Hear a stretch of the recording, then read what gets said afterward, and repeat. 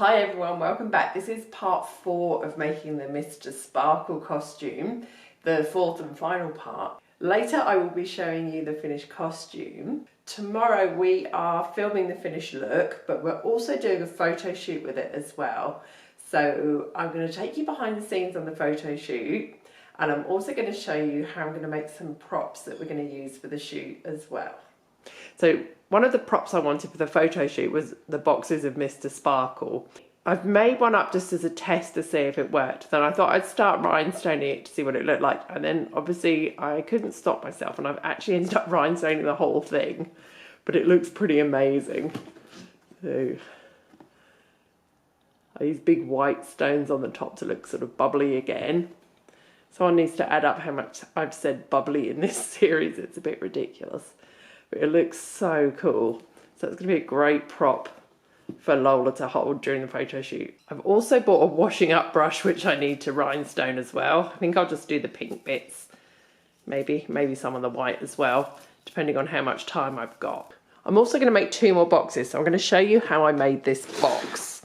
I found this downloadable printable image of the Mr. Sparkle box on Pinterest. I just searched Mr. Sparkle box and followed a link and it was a free download. I'll try and find it again and link it in the description.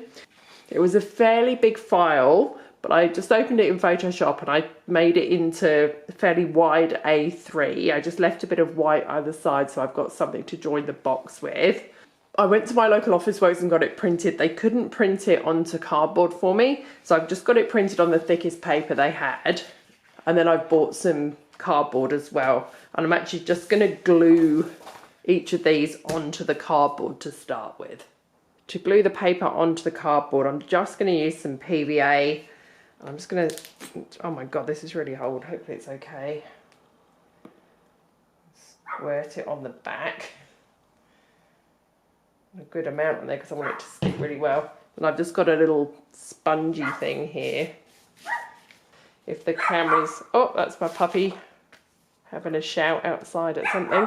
My puppy's in need of some attention out there. I realise I'm doing white on white again, so it's probably going in and out of focus once again, but I don't know how to stop that, sorry. Okay, so now I've got PVA all over the back. I'm just going to glue it onto my cardboard and smooth it down as much as I can.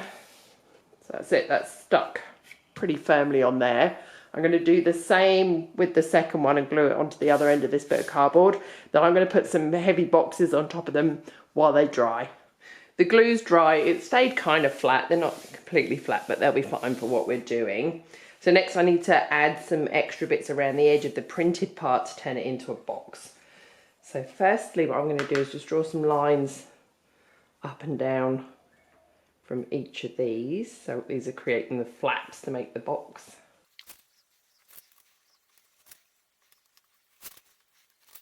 Then I'm going to add a little bit extra at this end. This will be so I can overlap this end of the box onto this piece of cardboard to join the box around.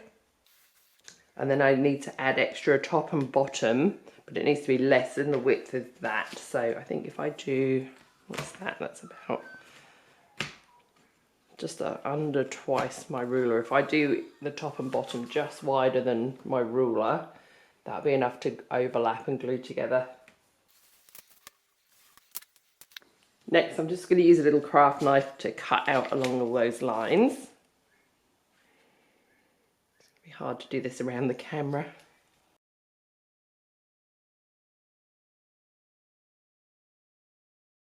That's what it looks like cut out. Next, I'm just going to cut through where each of the flaps are.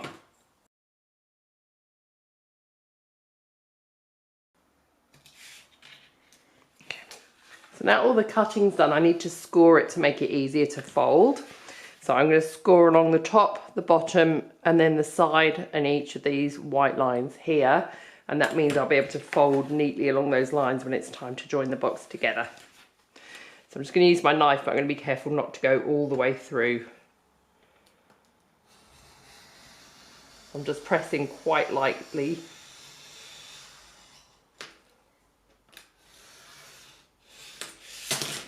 And then when it comes to put it together, you can see that's going to just bend nicely along that scored line. Amazing. So that's our box ready to put together. Now with the first box, I stoned it after I built it and it was quite tricky. So I'm actually going to stone these ones before I assemble them. To stone the boxes, I'm just using Fabrifuse. It seemed to work on this paper really well. I did a little test and they're staying on really firmly. Like I said, I'm going to do these ones flat rather than when the box is made up. And all I'm doing is I'm matching stone colours to different parts of the box. I managed to match most of them quite well, and for the ones that I couldn't match, I'm just using transparent because they give a little bit of sparkle, but let the colour show through. So I didn't have a blue that matched that blue, so they worked well on there. And I used them on the bits with the sort of the lines on, so the lines didn't get hidden. And then for the bubbly part here, I've used some pearls as well. So I'm just going to start. I don't have a lot of time before the shoot, so I'm just going to start with the most important parts, such as his face and the bubbles, and then I'll just get as much as I can done in the time we've got left. I'll leave the purple and pink till last because I can just put a few big ones on those if I need to, and it will look good enough for today.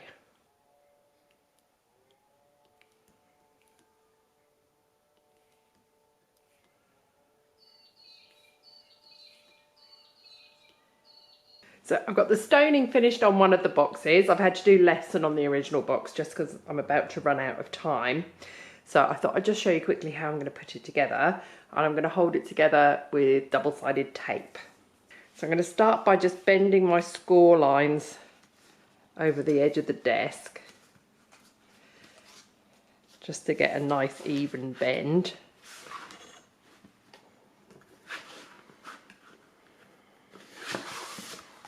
Next, I'm going to put a row of tape along the edge here. So I'm just going to press the tape firmly on down that edge there and then peel the backing off. And I can line up these edges as straight as I can.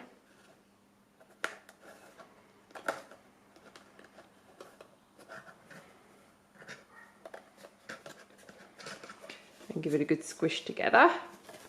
Then on the bottom I'm going to fold those sides in, hold one flap in, and then I can put some tape along the edge of this one. Then I can do the same at the top to finish the top. So here's our finished look. So Lola's been to Brisbane, you competed. I did. So this dress has flown, and the wig and the headpiece has flown to Brisbane and back again. You were rhinestoning till when? 1 o'clock that day. And I had to leave at 1. It looks amazing though, it was so worth it. One of the things we didn't take into account, which I'll have to think about next time, is that we fitted the elastic across under Lola's bum before we put the rhinestones on the skirt. And the weight of the rhinestones on the skirt, even though they're tiny, there's so many of them, the elastic needed tightening, which you had to do yourself in Brisbane. But you made it work, and it looked sensational, and it looked amazing on stage. Right now, we're going to move through to my kitchen, and we're going to do a photo shoot with this look. Okay, we've moved through to my kitchen, and the plan is we're going to set up the shoot here. And the idea is we're going to fill this sink up with bubbles. I think I'm going to use bubble bath to get loads of bubbles. And then we're going to arrange our Mr. Sparkle boxes just here. They look so good already. I like it. They're like spilling all over the edge, around the back as well. Glorious. Then you got, I ran out of time to sparkle your brush up too, but. Okay, we've got a sink full of bubbles. We've got our Mr. Sparkle boxes set up. This is Doug from Douglas J. Robinson Photography, who is our photographer today. So he's just doing his final setup and lighting tests, and then we can start shooting our photos. Ridiculous.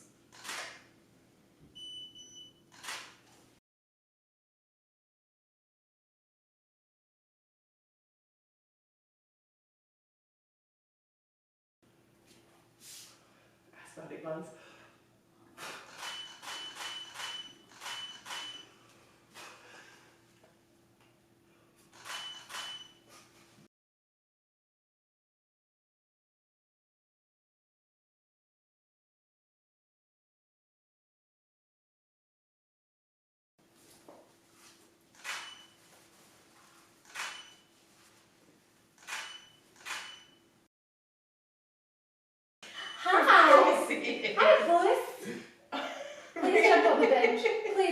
very funny.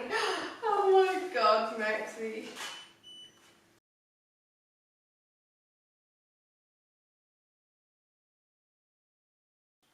So here is some more footage of Lola wearing the dress.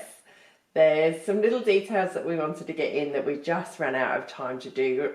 You may remember at the start we said that Lola was going to do a bald cap reveal on stage, just down to a sort of yellow Homer Simpson bald cap. Unfortunately, partly we ran out of time to get that done, but also there just wasn't enough time on stage at the competition for Lola to do it. That might be something that we add in the future. When we did the shoot, I really wanted to make a Blinky. Do you remember the three-eyed fish from the Simpsons? I wanted to have him in the washing up water, but again, ran out of time to do that. We ran out of time to rhinestone the washing up brush as well. But I love, love, love this costume. I'm so happy with how it turned out. It's been so silly and so much fun, and the photos are so fun as well. Doug did such a great job. I love how the pinks and the yellows just pop against the whiteness of my kitchen and the kitchen blind. It's just, yeah, it's turned out better than I hoped it would, and I've enjoyed doing this just really, really silly, fun costume. Sometimes it's good just to do something that's a bit stupid. So I've been a big fan of The Simpsons for ages, and Mr. Sparkle is an icon, so I love doing this, and I love working with Lola. She's just great. If you get a chance to catch her, make sure you do. She's brilliant live. Thank you for watching. I hope you enjoyed watching me make this really silly costume, and I will see you in the next video.